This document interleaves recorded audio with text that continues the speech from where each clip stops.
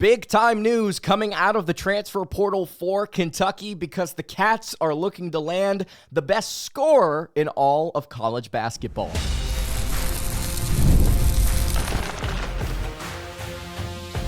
You are Locked On Kentucky, your daily podcast on the Kentucky Wildcats, part of the Locked On Podcast Network, your team every day. All right, what's going on, Big Blue Nation? Welcome on into Locked On Kentucky, your daily Kentucky Wildcats podcast. I'm your host, Lance Dawe, and on today's episode of Locked On Kentucky, we are going to be discussing transfer portal news. Can you believe it? Already, the transfer portal impacting the Kentucky Wildcats as they are in hot pursuit of the nation's best scorer. Going to dive into what Kentucky is looking at with Treysen Eaglestaff today. Take a look at his stats, the positives, the negatives, how Kentucky could utilize him. Also on today's episode, going to do our preview of the SEC tournament. Stick around. If you have your bracket with you, we can fill it out together. I'll give you my predictions for every single game. Before we get started here today, though, I want to go ahead and let you know, in the description of this episode, whether you are listening on podcast or on YouTube, there is a link to the Locked On Kentucky ESPN March Madness bracket pool.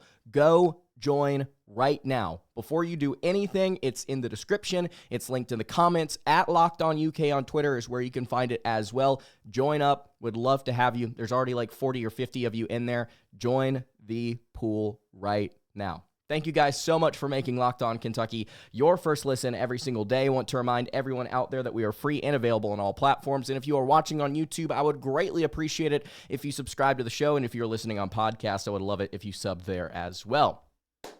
All right, let's go ahead and get into it. Treysen Eaglestaff is linked to the Kentucky Wildcats. According to Jacob Polacek, friend of the program at Polacek KSR, tweeted this out earlier today. North Dakota guard Treysen Eaglestaff has announced his intentions to enter the transfer portal on Tuesday. Multiple sources tell KSR Plus that Kentucky is expected to be involved. If you want to go learn more about the specific quotes that Eaglestaff had to say about Kentucky, about what he was thinking about with the Cats, about Mark Pope, etc., I would encourage you to go to KSR Plus. It's behind a paywall. It's a subscription-based service, but guys like Polacek over at Kentucky Sports Radio, they put a lot of effort into what they do there with their sources and their news. So I'm not going to sit here and just read verbatim what they've got to say, but I would encourage you. They've got some information over there about the recruiting process a little bit more with Jacob and what he's got to say about his sources there. So I would encourage you to go read that instead of me just trying to steal it off of him. I should say, as some people on Twitter have already begun to do. So Treysen Eaglestaff, what do we know about him? Well, like I said at the top, this is the best scorer in all of college basketball, at least in my opinion. Dropped 51 points in a conference tournament game against South Dakota State here just a couple of days ago. He is only the third player in Division I basketball to drop 50 points or more in a conference tournament game, I think in the last 25 plus years. This kid is a pure bucket. In case you remember from earlier in the season, the Alabama Crimson Tide actually went all the way up to North Dakota to play against Grant Nelson's former team. Eaglestaff in that game against Alabama dropped 40 points, hit 8 3-pointers, and was just incredible all over the floor. His stats for the season: averaged 23.7 points per game, 3.5 rebounds, 3 assists, 1.3 steals, 2.8 turnovers per game, while shooting 42% from the floor and 35.9% from three. Not the most efficient scorer in the world, but North Dakota was asking this kid to do a lot on the offensive end, and he had to deliver. He had to be a volume scorer for them, and he, at various points, had performances like he did against Bama, like he did against South Dakota, and he here, I think statistically, is really, really interesting in some good ways and some bad ways. We're going to get into everything here, but I want to start here with just the basics as far as what Synergy has said. You can find this on YouTube if you would like, if you want to go look at Treysen Eaglestaff highlights. He shot 54% at the rim. It's about a third of his field goal attempts. He shot 42% on right side threes. That was about 22% of his field goal attempts. So very efficient shooter at the rim and then on the right side of the three-point line. 19% of his field goal attempts came from the left side of the three-point line, and he only shot 28% on left above the break threes. So he is a one-sided player, and the most interesting thing about this is when Synergy broke down in the in the highlight videos that's being spread around, when Synergy broke down like what his different percentages and like his like how often he took shots and scored at various spots, he gets 22% of his field goal attempts from that right break three, right?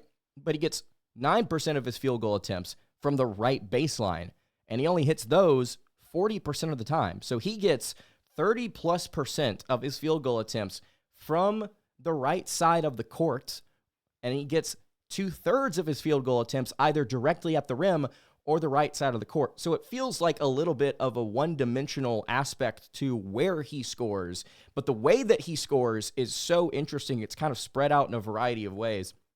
I think it makes sense, obviously, that he's at that right baseline, I should say, because he's attacking so much, I think, off that right wing. And I think the sets that North Dakota ran, and when I tell you about kind of the ways that he scored, it'll start to make a lot of sense. What he brings to the table is ISO scoring. He is a really good ball handler. At 6'6", he can handle the basketball. He can distribute. 6'6", 190, by the way. He's got, a 15.3% assist rate here, grabbing a few rebounds, collecting steals. He's a solid overall lead guard, right? And he brings you ISO scoring, something that Kentucky has desperately needed at various points this season. Again, not necessarily the most efficient ISO scorer, but still, he's in the 83rd percentile of isolation scores this season. That's where he gets 12% of his points. He gets 28% of his points off of ball screens, which is in the 81st percentile. He gets ball screens, and he gets dribble handoffs as well. He gets 12% of his points from dribble handoffs. He's a decent spot-up scorer as well, 57th percentile. He's in the 39th percentile of transition scores, 12% of his points, where I think that was more of just a system thing. They didn't get out in transition that much. And here's my thing with him. Volume guy. One of the best scorers in all of college basketball. Dropped 51 points. 51 points in a conference tournament game. Already dropped 40 against Alabama. The issue that I have is some of the inconsistencies. In between the 51-point performance, he had a 6-point performance, a 14-point performance, and in 20 minutes of game time against St. Thomas, 0 points.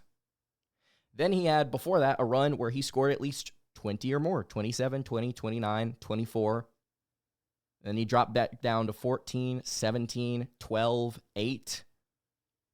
You've got the hot shooting, right? You've got the volume. But it was kind of hot and cold and inconsistent, especially against better competition. So there's a lot of upside here as somebody that could create for Kentucky. Absolutely. But then you get to another negative.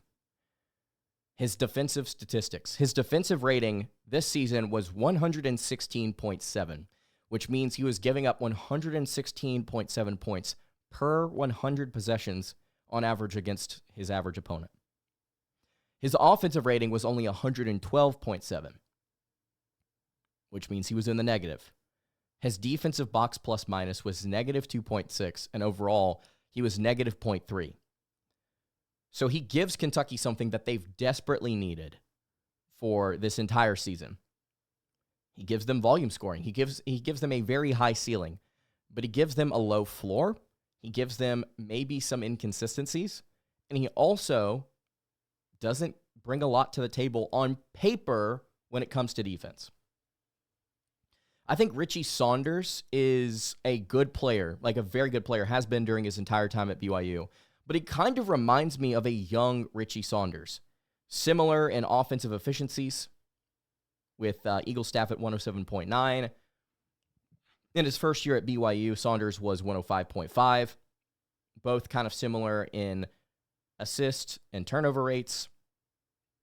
Saunders and, if I'm not mistaken, they're 54.1% true shooting percentage to 52.6. Both were sitting above 30% from three and kind of average inside the arc if they weren't shooting directly at the rim. I think that Eaglestaff was a much better free throw shooter here this past season, shooting 78% as opposed to Saunders, who was shooting 70% from the charity stripe. But I think both players are pretty similar in a variety of ways. They have similar build.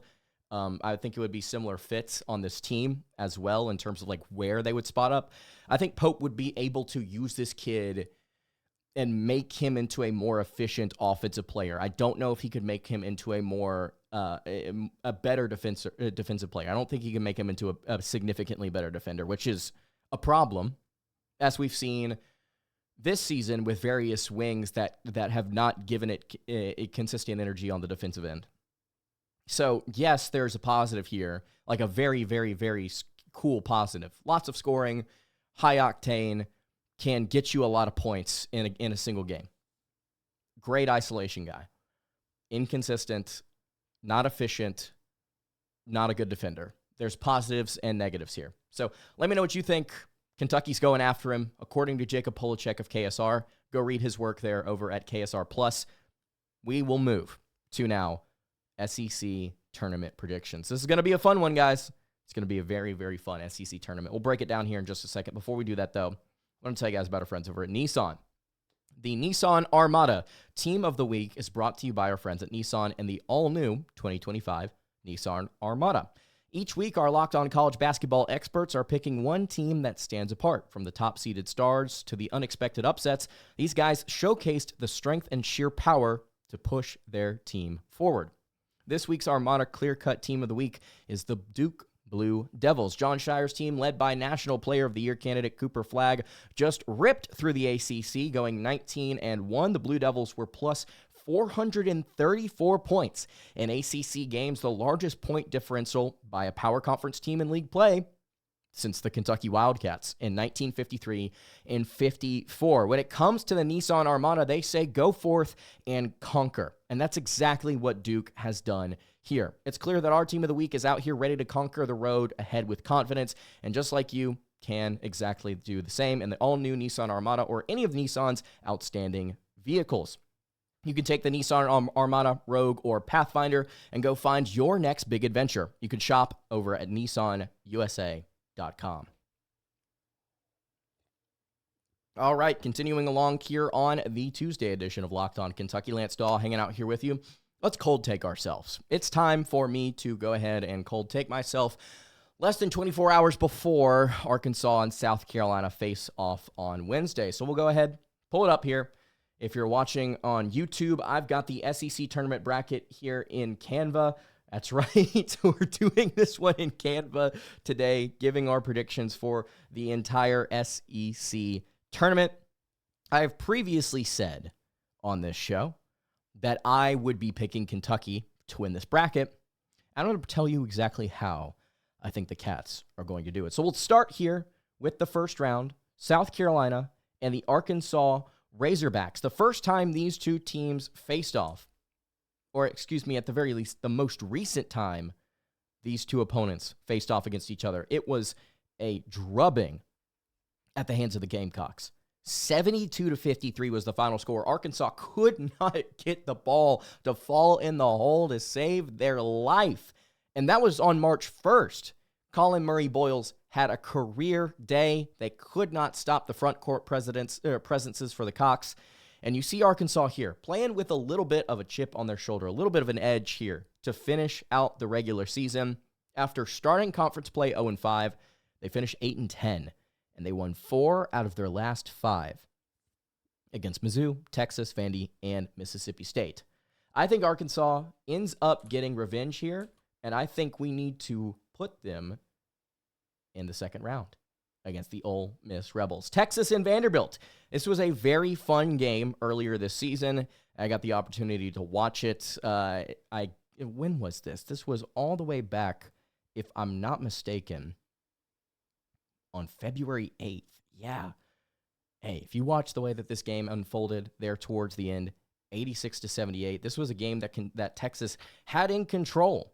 They were up by, I think, 4 or 5 points with like 6 minutes to go. And then a 14-2 run by the Vanderbilt Commodores iced it. Completely iced it. Free throws, buckets, and Texas could not keep up. They had so many opportunities to score towards the end of that game, and yet they could not do so. Vandy, I think, is the team you want to take over Texas here. Advance them to the second round. LSU and Mississippi State, we're not going to talk about this one for too long. I'll just go ahead and tell you, I think this is a battle of two teams that have lost their mojo, lost their momentum. Frankly, I don't think Mississippi State has a lot of heart right now, man. I mean, they seem to kind of fight, and then at the bitter end, they just sort of kind of choke the game away. They lost to Arkansas 93-92 to end the regular season. They lost to Texas 87-82 in overtime. Lost to Oklahoma by single digits. They lost to Alabama by 4 earlier this year. And they haven't really been able to put together consistent performances against good competition as of late. Lost to Alabama just a few games ago, 111-73. Josh Hubbard has been great. Don't get me wrong. Cam Matthews is a pain in the butt to play against. Don't get me wrong. They've got height. They've got athleticism. They've got some really good coaches on that staff. But they just haven't risen above competition consistently this season. But what did we see about a week ago? We saw a lifeless LSU team with nothing to play for. And they got blown out by 30 against the Kentucky Wildcats. Give me Mississippi State to advance as the 10 seed over LSU in a battle between two teams that I just don't really think have a lot of momentum or energy right now. Oklahoma and Georgia, the matchup that will decide who Kentucky plays in the second round of the SEC tournament. It's funny, actually. So the Kentucky game happened on January 7th, right? 82-69 for the Bulldogs. They shot a ton of free throws in that game. They followed it up by playing another home contest against Oklahoma, where they shot 37 free throws, as opposed to Oklahoma's 9. Jeremiah Fears was 1 of 7, 0-4 in that game. They got smothered defensively. Physically, the Bulldogs just outmatched them in that contest. My gut tells me to take Georgia here again. My gut tells me they're the more physical team. They're going to be able to handle business. They'll get to the charity stripe more. Something about it. Oh, put a circle in. Something about it makes me think, for some reason, Oklahoma's going to get one over the Bulldogs, who are officially in the field, and they are going to advance to the second round of the SEC tournament. So there's the first round of the SEC tournament. I think Kentucky will play Oklahoma. Let's continue to break down the other big-time matchups here. Obviously, you guys, if you've got any thoughts, by the way, of kind of what you think this SEC tournament's going to look like, if Kentucky wins, if they lose, you've been sounding off in the comments. Keep doing so. Let me know what you think about the tournament in Nashville. Before we continue along here, though, I want to tell you guys about our friends over at Roy. Attention, Kentucky fans. The future of college sports is here, and it's transparent. Gone are the days of behind-the-scenes NIL deals, and now with the Roy app, you get to be a part of the change and support Kentucky athletes in the most straightforward way possible. Roy is the NIL app that puts the power in your hands. You can choose the player, decide how much to contribute, and get exclusive content in return. And if your player transfers, you get your money back. And it's completely risk-free. Have you ever wanted to make sure your favorite athlete stays on the team? Maybe you want Otega Owe to stay for another season. You want to make sure Brandon Garrison doesn't leave. You've heard the rumors. Well, now you can contribute directly and see the impact. For a limited time, Roy is matching up to $100 per Kentucky fan. That means your impact is doubled, helping to keep your players right where they belong. You can download the Roy app now from the App Store and start backing Locked On Kentucky athletes the way that they deserve, with transparency, trust, and a real meaningful impact. This is the future of college sports, and you can be a part of it today by downloading Roy and supporting your favorite players. All right, wrapping up the Tuesday edition of Locked On Kentucky. Lance Dawe hanging out here with you. Pause for water as we go back to our SEC tournament bracket. Okay, so we've done the first round. Arkansas over South Carolina. Texas loses to Vandy. Mississippi State beats LSU, and Oklahoma with the upset over 11th seeded Georgia. Arkansas and Ole Miss in a very interesting 8-9 matchup. How about it? Two teams that I think are pretty evenly matched. And then you see during the regular season, these teams faced off once in Fayetteville, 73-66. This was in the midst of Arkansas's 0-5 start to SEC play. In that game, Ole Miss shot pretty efficiently across the board, dominated on the glass, and got out in transition and was significantly more efficient, just played better basketball, especially in the front court. Malik Dia had 21 points. These are two very different teams right now than where they were before, way back in January. Two completely different teams mentally. Injury-wise, Boogie Fland is no longer out there. Adu Thiero is out for this game. And yet, I think the Hogs take it. I think Arkansas goes on a run, despite what John Calipari has said about not wanting to win the SEC tournament. I think they find a way to get it done against the Gamecocks and the Rebels and find themselves in the quarterfinals against the Auburn Tigers. Vanderbilt versus Texas A&M. I want to pick the upset here. I really do. But A&M, after losing 4 straight games, beat Auburn and then got away with one against LSU. Trying to rebuild that momentum as they get into the SEC tournament. First time these two teams faced off this season, 86-84, back on February 26th. Tight, contested game. Yet another one that Vandy was able to eke out against better competition. Say that in air quotes. You know how I feel about Texas A&M. I hate the way that they play basketball. I hate it. Their offense is terrible. They can't shoot worth a rip. They are the best offensive rebounding team in the country by a pretty sizable margin. They play physical defense. They put you on the line. They are just a really aggressive football-like team. Because of that, I think they're going to win. I think they are going to take Vandy out of this game physically. They're going to play more desperate. They're going to play desperate basketball, I should say, and they're going to find a way to advance. Mississippi State and Mizzou. I'm going to take Missouri in this one because the first time these two teams faced off, it was like a 25-point win for the Tigers. It was not even close. Not even going to sweat it. Then we get to our Oklahoma-Kentucky game. We saw what happened in the first matchup, right? We saw Kentucky go on the road to Norman and have to fight off an Oklahoma team that shot 62% inside, 40% outside. They hit 10 threes. They got some big offensive rebounds. Jeremiah Fears popped off at various points. Jalen Moore did not miss an inside shot. Bryson Goodine was 4 of 6 from 3. Just hit some prayers there in the second half, it felt like.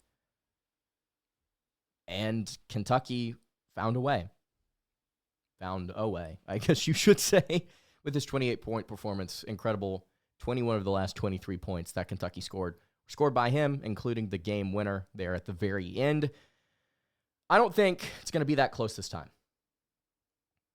I think Kentucky's going to play spirited, fiery basketball in Nashville. I think they're going to play like they want to win. Finally. We need it. I think you're going to get it here. So now you move on to the quarterfinals. Arkansas and Auburn. Gentlemen, this is where the Arkansas run comes to an end. As much as I would like to take them to beat Auburn, I don't think they're going to. I will take Texas A&M over Tennessee as an upset because screw Tennessee. That's my reasoning, by the way.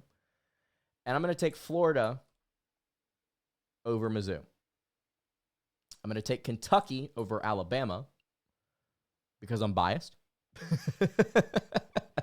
I'm going to take Kentucky over Alabama because, according to everyone on the internet, it's hard to beat a team 3 times in a row.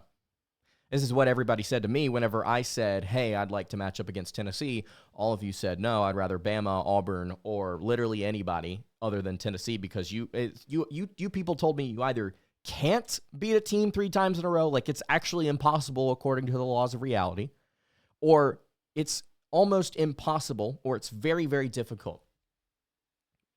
So, using that logic, I think Kentucky finds a way to get it done. Look, there. If you want to go see why I think Kentucky's going to find some momentum, go watch yesterday's show. Go listen to yesterday's show. We talk about it at the top. Defense has improved. Bench is playing better. Colin Chandler's looking great. Kobe Bray is playing legit defense right now. Kentucky's turning opponents over. This is the healthiest they're going to be with Andrew Carr making a meaningful impact, averaging 13.2 points per game since Kentucky beat Vanderbilt and Rupp. This is a good team that's building momentum. They'll find a way to get it done against Alabama, and they'll find a way to get it done against the Gators, who are looking to get revenge. No, I think Kentucky is the one that lets everybody know they're on a warpath to that 2 seed. In case you didn't see, On3's got Kentucky as a 2 seed. Joe Lunardi of ESPN has Kentucky as the 9th best team in the field, knocking on the door of that 2 seed line. Can Kentucky get there? I think this run will solidify it. Find a way to beat the Gators on Saturday. Going to be an incredible matchup, I think. A back-and-forth affair between 2 teams that already showed, hey, we can go off against each other. We can't stop each other defensively. I think Kentucky will do a better job of containing the Florida runs early and make this more of kind of a punch-counter-punch with less kill shots, frankly. It's going to be a tighter contest. And then finally, let's see here. You've got Auburn A&M. I had this written down. I am going to take A&M for the upset. I'm going to take them all the way to the championship. We already saw them physically match up well against Auburn once. Auburn's fading here towards the end of the season. Do they respond in Nashville? I don't think they do. I think A&M gets it done. And they face off against UK, who, in my opinion, Kentucky does match up decently to well with. I think Kentucky can find a way here and gut one out against a team that doesn't like to play basketball. Maybe I'll eat my words there. I'm mostly just kind of playing around whenever I say stuff like that. I mean, obviously they're trying to play basketball, duh. But man, sometimes you just don't know. So that's it. Ladies and gentlemen, I think Kentucky is going to win the SEC tournament because I'm a homer, first of all. And second of all, I think Kentucky is actually legitimately playing good ball heading into this thing. Look at the other teams. Auburn has lost 2 games in a row. Alabama has been spotty on defense. Missouri just lost to Kentucky. Florida is playing hot. They're the only other team in this field that I look at and I say, hey, if I'm picking somebody else, I'm picking the Gators. Mississippi State has not played well. Vandy has not played well. A&M had lost 4 straight before winning their final 2, one of them against one of the worst teams in the SEC. Arkansas is injured. Tennessee has lost some close games recently. I mean, I would look at Kentucky and Florida as your 2 most legit momentum teams here. I think they have the most on the table right now. And frankly, I think Kentucky wants this. They need it, but they want it. First time we can say that in the entirety of me doing this show. Kentucky wants to win in Nashville. We'll see if they can pull it off. That's going to do it for today's episode of Locked On Kentucky. You can follow the show on Twitter at Locked On UK. You can follow me on Twitter at @Lance_, and follow the show over on Instagram. That is at Kentucky Podcast. Any questions, comments, concerns, you can leave those in the YouTube comments below. You can hit me on the socials. I will see you all tomorrow for another episode of Locked On Kentucky. Have a great rest of your day, and God bless.